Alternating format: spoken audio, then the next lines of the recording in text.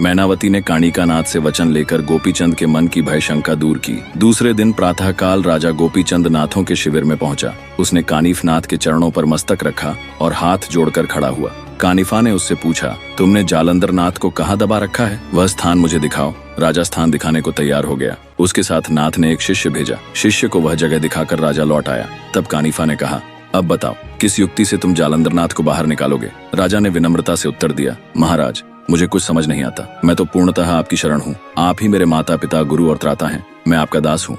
आप जैसे उचित समझे वैसा कीजिए।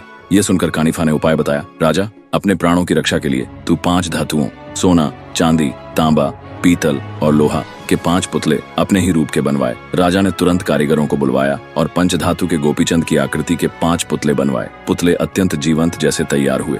शुभ मुहूर्त देखकर राजा, कानिफा और अन्य शिष्यों के साथ उसी स्थान पर पहुंचे जहां जालंधर नाथ दबे थे। कानिफा नाथ ने राजा को कहा, पहले सोने का पुतला गड्ढे में डालो। तुम खुद कुदाल से खोदो। जब अंदर से जालंधर नाथ आवाज देंगे और नाम पूछेंगे, तब तुम गोपीचंद कहकर तुरंत बाहर निकल आना। राजा ने वैसा ही किया। अंदर से आवाज आई, कौन खोद रहा है? अपना नाम बताओ। राजा बोला, गोपीचंद। नाम सुनते ही जालंधर नाथ का क्रोध प्रज्वलित हो उठा। उन्होंने शाप दिया, यदि गोपीचंद है तो भस्म हो जाए, और तत्काल सोने का पुतला जलकर भस्म हो गया। इसी प्रकार चांदी, तांबे, पीतल और लोहे के सभी पुतले एक एक करके जालंधर नाथ के शाप से भस्म हो गए। अंत में कानिफा की सलाह से स्वयं गोपीचंद खोदने लगा। परंतु जब जालंधर नाथ ने भीतर से सोचा, मेरा क्रोध तो समस्त ब्रह्मांड को भस्म कर सकता है, फिर भी त्रिलोचन का पुत्र गोपीचंद बच गया। इसका अर्थ है कि इसे कोई दैवीय शक्ति सहारा कर रही है। यह अवश्य ही संरक्षित है। तब उनका हृदय पिघल गया। उन्होंने आशीर्वाद दिया, गोपीचंद अमर हो जाए और पृथ्वी पर वास करे। इसके बाद जालंधर नाथ बाहर आए। गुरु शिष्य की भेंट अत्यंत भावपूर्ण हुई।